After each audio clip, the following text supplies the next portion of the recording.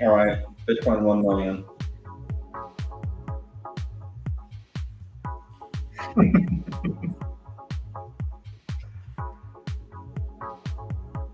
What's the filtering you did there? How did you get?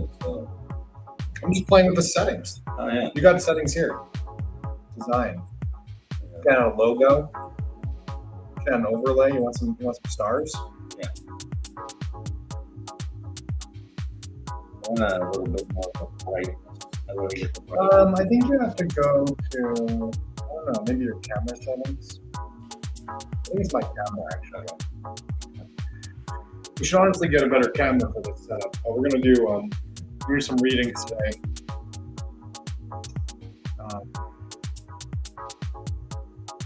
You actually have to go live and all these different things.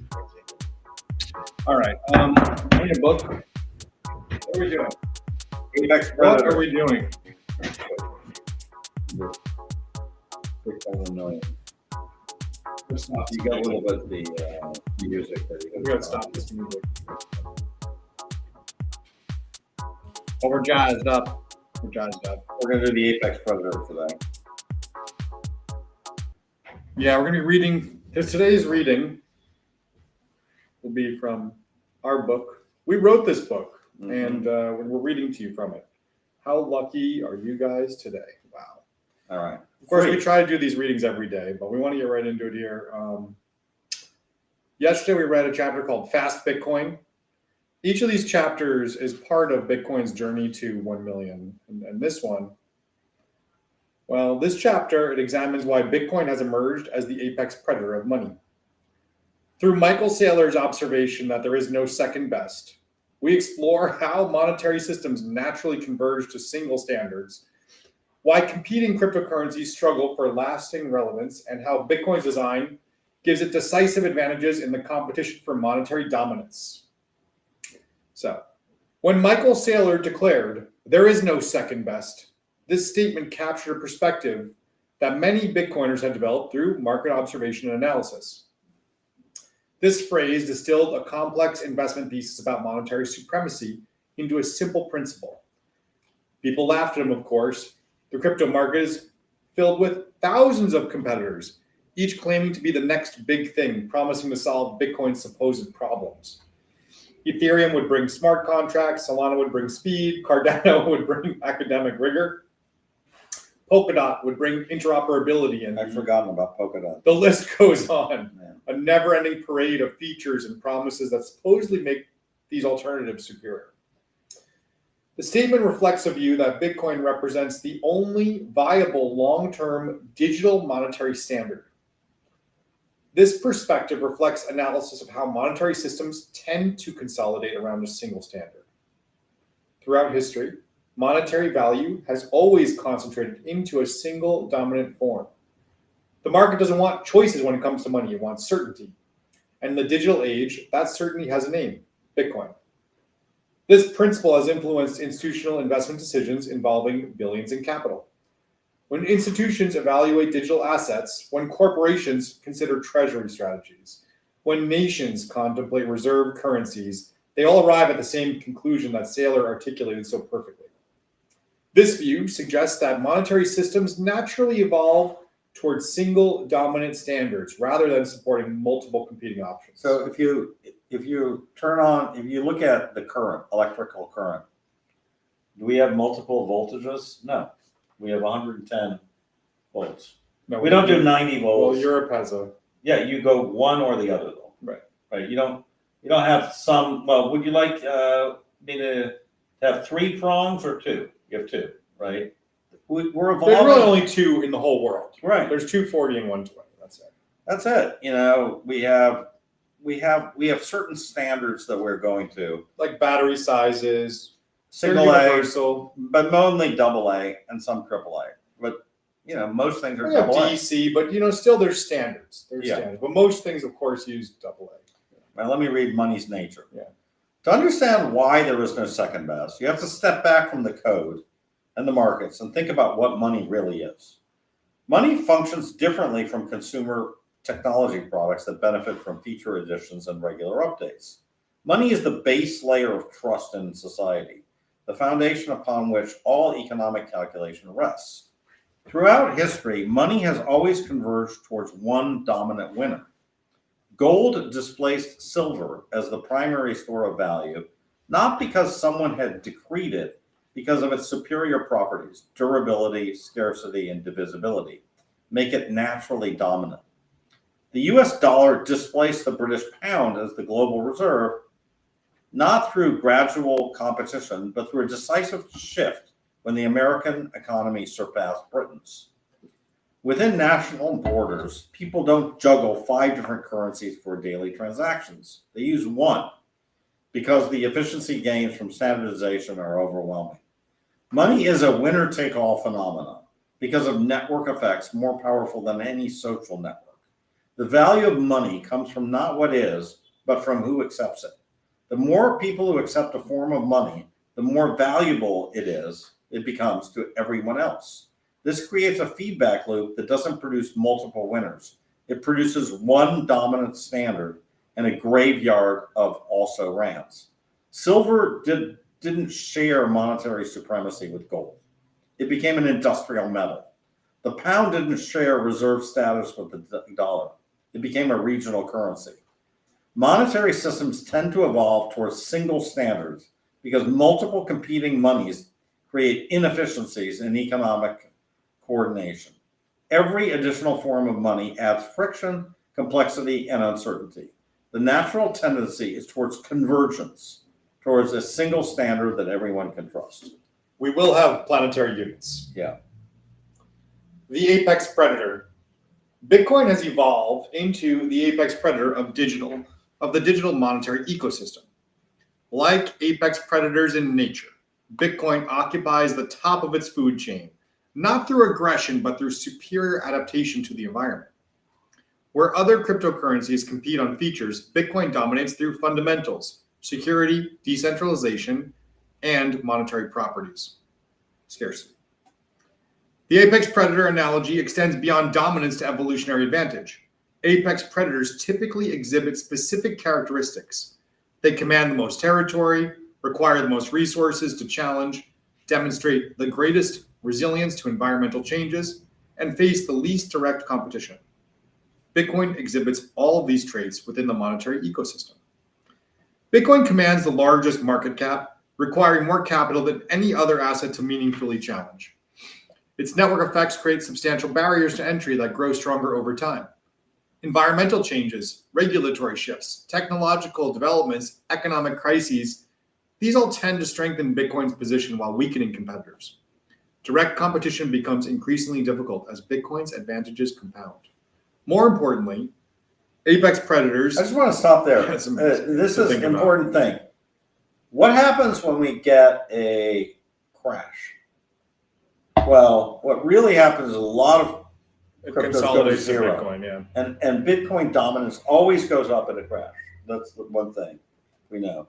Also, if we have like a war threat or anything like that, Bitcoin also tends to go up during a war threat. Well, every other digital currency is denominated in Bitcoin, basically. Pretty much, yeah. So that's the apex predator shaping its environment, right? Bitcoin determines the behavior of all the other cryptocurrencies. It influences regulatory frameworks. It drives infrastructure development. It sets the adoption patterns. Other digital assets react to Bitcoin's price movements. They price themselves in Bitcoin's terms. They derive legitimacy from Bitcoin. They describe themselves as a new type of Bitcoin. Right. This systematic influence reflects Bitcoin's role as the defining force in cryptocurrency markets. All right, so we'll call this the altcoin carousel. The altcoin market survives on a rotating carousel of promises that never quite deliver. Each market cycle brings new narratives, new technologies, new promises about how this time will be different. Faster transactions, lower fees, smarter contracts, more features. The pitch deck changes, but the pattern remains the same. Ethereum was going to be the world's computer, processing all of humanity's computations on a decentralized network. Then it became DeFi, then NFTs, Right. then ultrasound money through burning mechanisms. Ripple was going to replace SWIFT and then revolutionize international banking. EOS raised $4 billion to build a better Ethereum. Solana promised 65,000 transactions per second. Cardano promised academic rigor and formal verification. They're still going. There's Rigor. Yeah. It's rigorous. Each cycle, new names rise with grand visions and impressive technical specifications. However, technical features may not be the determining factor in monetary adoption. If your foundation is centralized, you are vulnerable to capture and coercion.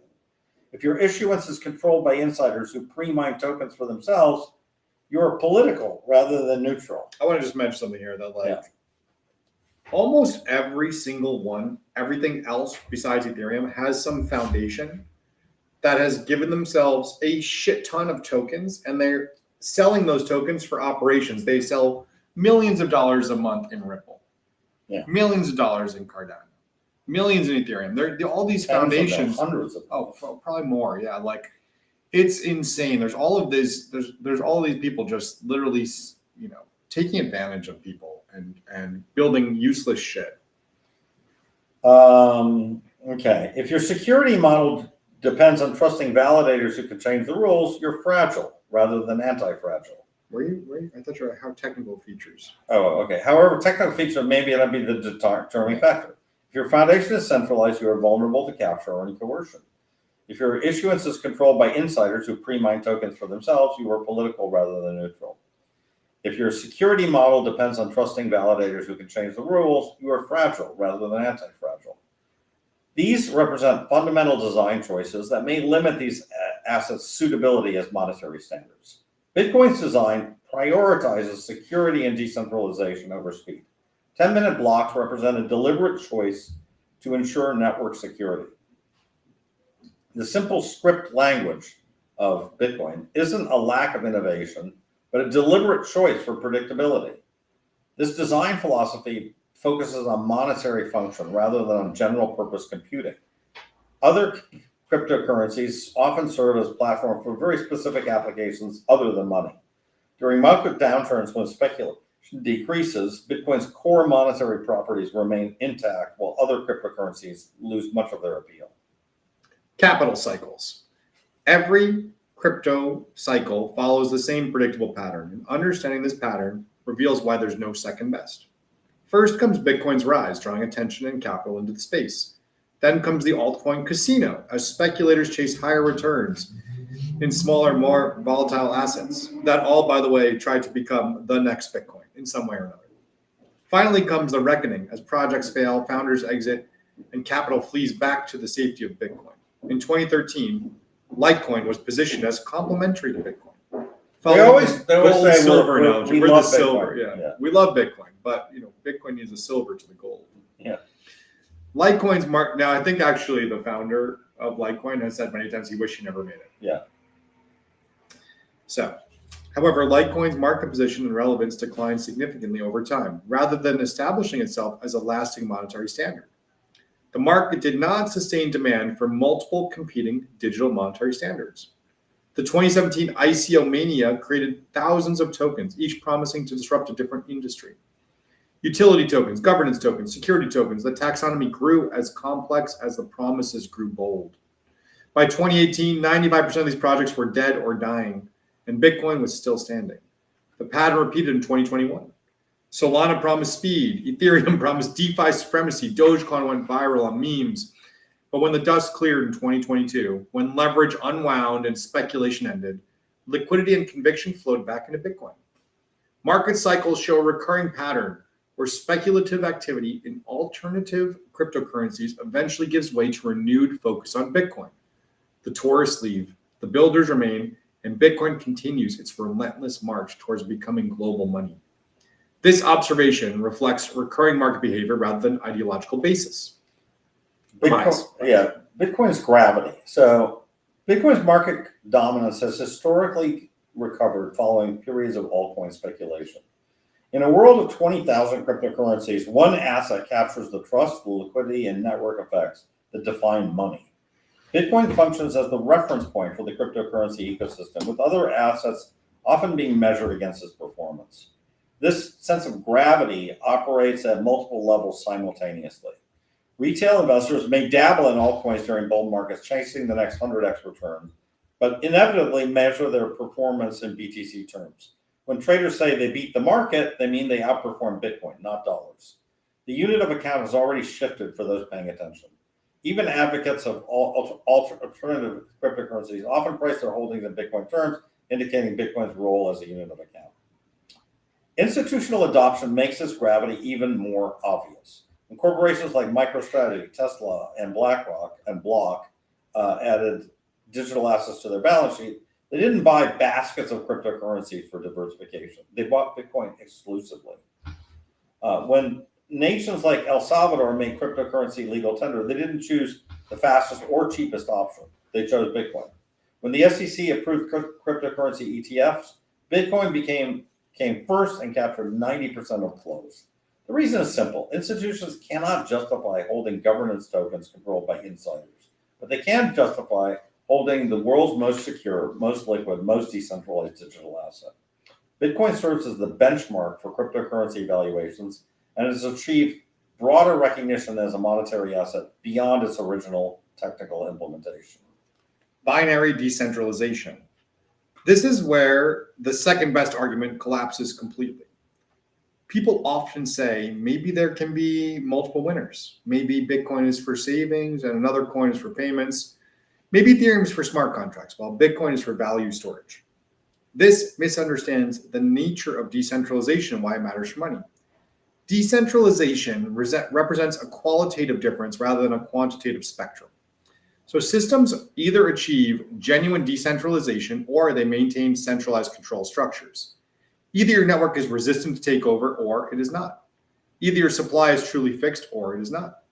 Either your monetary policy is immune to human tampering or it is not. Partial decentralization in monetary systems may not provide the same benefits as complete decentralization, potentially retaining vulnerabilities of centralized systems. Bitcoin passes these tests because its architecture makes different trade-offs than every other cryptocurrency. It prioritizes security over features, simplicity over capability, predictability over innovation, and the result is genuine decentralization. No single entity or coalition can change Bitcoin's rules, alter its supply, or censor transactions. This is not true for any other cryptocurrency at scale. Ethereum's move to proof-of-stake concentrated power in the hands of large holders. Solana's validated requirements ensure only data centers can participate. Binance Smart Chain is literally run by a single company. And a single individual. Yeah. Same with Tron, really. But alternative cryptocurrencies often make design trade-offs that may work for specific applications, but could limit their effectiveness as monetary standards. You cannot build monetary sovereignty on a foundation of political consensus. You cannot achieve censorship resistance through committee decisions. You cannot guarantee fixed supply when the rules can be changed by stakeholder vote. Bitcoin's decentralization isn't just better, it's the only true decentralization in the space. That's really important to say, that it's not like, well, Ethereum's kind of decentralized. Well, Ripple's kind of decentralized, yeah. I mean, anything that is, any of these coins that you can buy on CoinMarketCap, they're all somewhat decentralized. You know, you don't have to get somebody's permission to send them from A to B, but they're not decentralized in the sense of Bitcoin. Bitcoin is completely unique from everything else. Yeah. Man, I keep thinking about this Coinbase announcement this week. It's crazy. Anyway, we can talk about that later, but Bitcoin's decentralization is just better. It's the only true one. So everything else requires trust in founders, validators, or governance token holders. Systems requiring trust in specific parties function more like credit arrangements than autonomous money. This is true with That's Base. a good way to think about credit. It's credit arrangement. Credit arrangement, yeah. Okay, corporate proof. Corporate treasury allocation decisions demonstrate practical preferences for Bitcoin over alternatives. Corporate treasury decisions provide more meaningful signals about institutional adoption than social media commentary. When real money makes real decisions about digital asset allocation, the choice is consistently the same, Bitcoin only. MicroStrategy has purchased over 630,000 Bitcoin, borrowing billions to acquire more. Has Saylor bought a single Ethereum token to diversify? Not one. Tesla added 1.5 billion of Bitcoin to its balance sheet. Did it hedge with some Solana for speed or Chainlink for Oracle exposure? No. Block, formerly Square, holds Bitcoin. Marathon Digital holds Bitcoin. Every serious corporate treasury that has entered the space has reached the same conclusion. The pattern extends beyond corporations to nations. El Salvador didn't make a basket of cryptocurrencies legal tender. It chose Bitcoin. Ukraine didn't accept altcoin donations during the war. It focused on Bitcoin. When the U.S. government auction seized cryptocurrency, it's Bitcoin that drew the serious bidders. The market has spoken through capital allocation, and its message is clear. Corporate treasurers and national leaders make these decisions based on fiduciary duties, regulatory requirements, and risk management considerations rather than technological preference. They need an asset with the longest track record, the deepest liquidity, the clearest regulatory status, and the most secure network. Bitcoin uniquely satisfies these institutional requirements, having evolved from an experimental technology to a recognized asset class suitable for serious institutional allocation. One sec. Trying to get back in I'm locked out of my X account right now. Irreplaceable history. Bitcoin cannot be copied.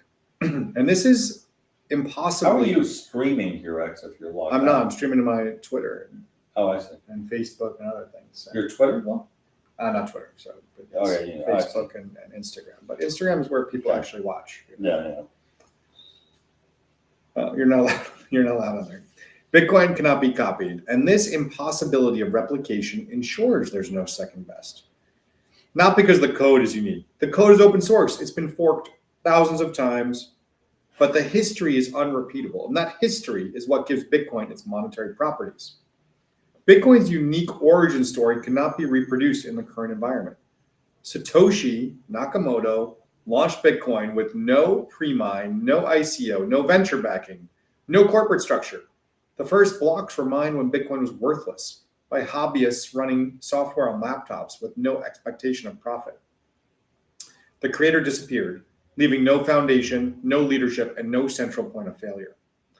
The launch methodology cannot be replicated now that cryptocurrencies are widely known and have established value. Every other crypto project carries the fingerprints of its creators. Ethereum has Vitalik Buterin making protocol decisions. Solana has venture capital firms holding massive allocations. Cardano has Charles Hoskinson promoting his vision. While these founders may be highly skilled and well-intentioned, their continued involvement creates structural differences from Bitcoin's anonymous creator model. They introduce human judgment where Bitcoin only has mathematics, political considerations where Bitcoin only has code. The fair launch, the anonymous creator, the organic growth without marketing. These aren't just historical curiosities. They're the foundation of Bitcoin's credibility as neutral money. This is so important. This is one of the things that we need to put into our what is Bitcoin. Yeah. This historical development process and resulting decentralization cannot be artificially created or engineered in today's cryptocurrency environment. Bitcoin alone is beyond politics, beyond corporate control, beyond the influence of any individual or group. And that's not because Bitcoiners are special, but they are. Somebody's like, y'all ready for VProgs on Caspa? No, we're explaining to you why really Caspa has no Look at problem. that Caspa chart of the hash rate. It's really Terrible. really good. It's going down. So Bitcoiners, it's not because Bitcoiners are special, but because Bitcoin's history makes it special. Bitcoin's historical precedence and unique development trajectory cannot be replicated by subsequent projects. Take us home. Okay, money convergence. Global adoption patterns suggest increasing focus on Bitcoin as a primary cryptocurrency. This convergence appears driven by mathematical analysis and practical considerations rather than ideological preferences, reflecting the principle that monetary systems benefit from focused design. We see this convergence in adoption patterns, lightning growth, corporate treasuries, nation-state accumulation, all Bitcoin. We see it in development resources. The brightest minds in cryptography and distributed systems increasingly focus on Bitcoin without chasing the newest layer one platforms. And by the way, you've seen nothing about layer ones the last 12 months. Have you noticed that? We completely forgot about that. Like, nobody's talking about nothing. There was like layer ones, we got new layer ones, nothing. Zero. Okay, nobody cares. We see it in regulatory That's true. clarity. Bitcoin is explicitly not a security, while virtually every other cryptocurrency faces some uncertainty. And by the way, if the Democrats get in 2028, that'll people are going to have again. It'll be a big test. Yep. The altcoin market will persist as a casino, a testing ground for experiments, a place for speculation and innovation. But these are applications, they're not money. DeFi will find a niche, NFTs will evolve, gaming tokens will proliferate, but none will challenge Bitcoin for the monetary supremacy because they're not trying to be money, they're trying to be something else. When the history of money is written, the chapter on cryptocurrency won't list 20,000 names. It won't describe the rise of multiple digital currencies serving different functions. It will tell the story of one protocol launched by an anonymous creator in 2009 became the global standard for digital value. The rest will be footnotes, remembered, if at all, as stepping stones on the path to hyper-Bitcoinization. Bitcoin is not competing with other cryptocurrencies for adoption. It's competing with gold for a store of value supremacy. It's competing with the dollar for medium of exchange functionality, with the entire concept of centrally controlled money for the future of human economic coordination. In the broader monetary competition with traditional assets, Bitcoin positions appear increasingly unique. Bitcoin, only Bitcoin. That's it, guys. This is a winner takes all. Next up, AI. Next up is going to be AI. It's a big chapter. That's actually the longest chapter in the book. And, we did want to put in this chapter on the apex predator because, there is a lot of people ask, well, will Bitcoin be challenged by another cryptocurrency? And I think the answer is absolutely not. There's zero shot that Bitcoin ends up being challenged. There's no shot that Ethereum takes over Bitcoin or becomes the world money. There's no shot that Solana becomes the world money. I think there's a shot that Solana could replace Ethereum, but that's a different story, right? It could supplant. It's more usable, it's faster. Faster, cheaper, better. But in the world of money, faster, cheaper, better is not what's going to win. In the world of pure money, there can only be one winner. And that winner's already been decided. It's Bitcoin. So get some Bitcoin. Breaking news. Breaking There's only news. one Bitcoin. We're going to $1 million per Bitcoin. And get the book, Bitcoin 1 Million, available on Amazon, available in audiobook format. We'll see you later. Thanks.